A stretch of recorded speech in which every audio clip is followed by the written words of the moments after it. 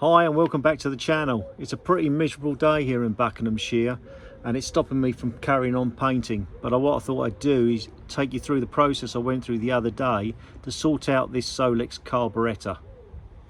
So I've got two issues with this carburetor. First is I can't get it to idle.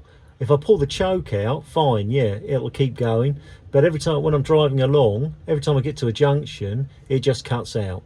That's the first thing. Second thing is that it just wouldn't go very fast. I mean, I know, yeah, sure, it's a splitty bus, and I know any air-cooled Volkswagen Beetle or bus are renowned for being quite slow, but I can't get it to go more than 40 miles an hour, which is crazy. So I needed to sort both of those things out. I went on to YouTube, I went onto the internet in general, trying to find ways to adjust, and particularly this model of Brazilian Solex, and there was nothing out there, so I thought I'd just produce this video. So everything I'll show you applies to all of the Solex carburetors, but with the specifics you need in order to adjust a Brazilian import bus.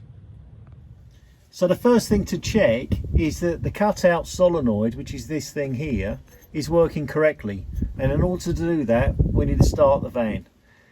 The differences between a European carburetor and the Brazilian imports is that a European carb will have somewhere around here, will have an automatic choke. On the Brazilian buses you don't get that, you get another cable. So there's a cable, and this is the choke adjuster at the top there.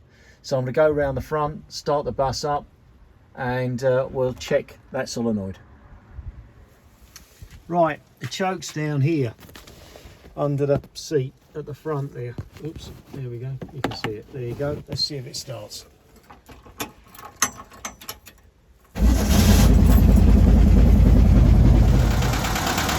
So now if I disconnect the wire, the solenoid will activate and it will cut the fuel to the carburetor, so the revs will die. Here we go, let's try it.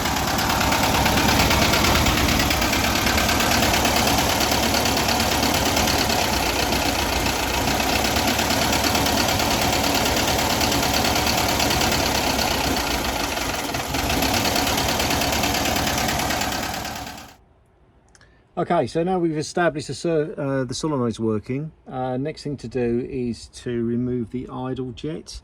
So I looked for days to try and find an idle jet on this thing, and it hasn't got one. Well, it has, but it's at the end of the solenoid, so it's just in here.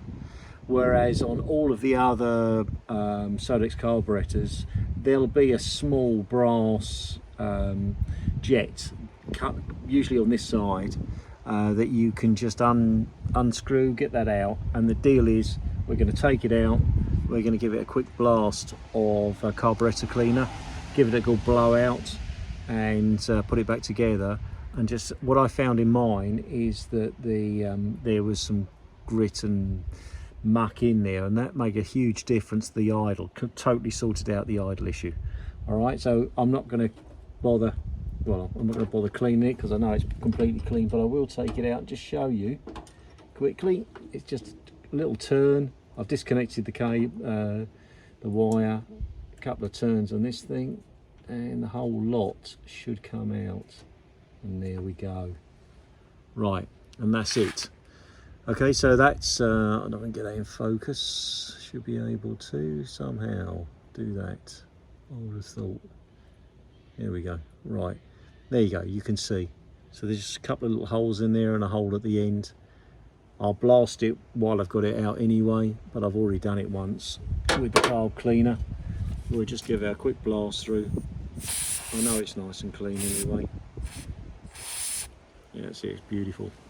Yeah, made a lot of difference. I did it on a white piece of cloth, which was quite good because you could actually see what came out of it. Otherwise you don't know whether you've actually achieved anything or not.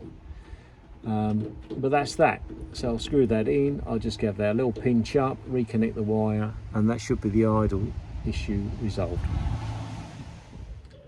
Right, now around the other side, and I think it's pretty much in a similar place on most of the Solex carbs, there's a nut there, and that's your main jet. So it's not a bad idea to clear that out. what you want to be doing is putting a bowl in here with lots of rag, so you don't flood your engine with petrol, because when you take that out you'll empty the bowl here.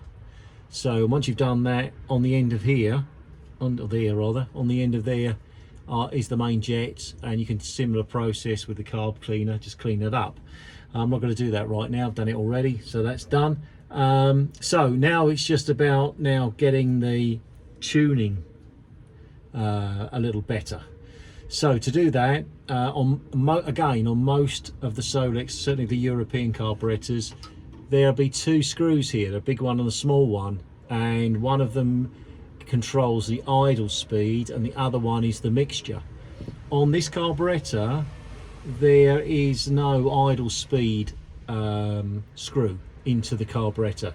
You actually use this, let me bring it around here, this screw here, which is the accelerator. If you can see that, that's your accelerator. So it's effectively your accelerator stop. Is the only adjustment for idle speed on this particular carburetor. You've still got round the side here a mixture. Oh, I can't see it myself there. There it is. There's the mixture screw. So the process is basically warm the car up, get it idling using this, and then what we're going to do is we're going to adjust the mixture until it's all done by ear. You get a sweet spot where the revs increase, and you want to try and get the maximum revs. So you adjust it in and out until you hear the engine revs increase to their maximum, and then you'll see it decrease, and then you'll come back again and you get the sweet spot of the higher acceleration.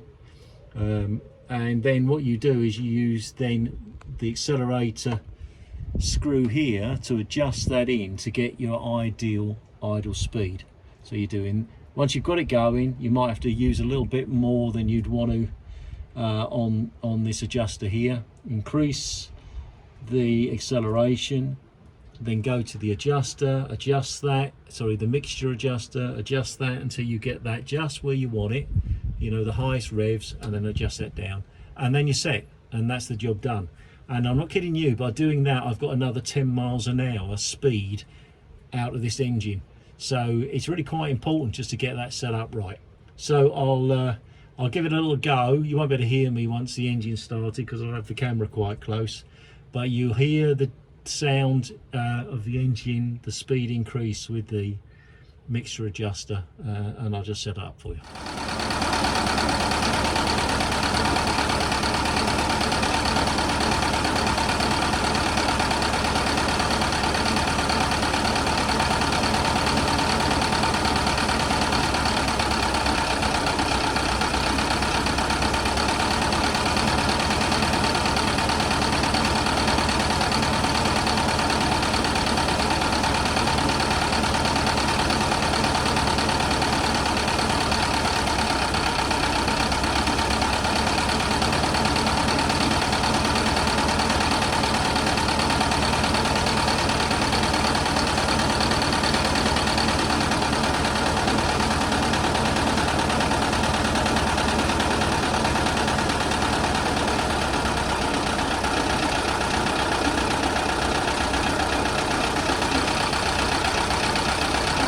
Well, there we go, job done. Makes the driving of the bus a lot more fun than it was before.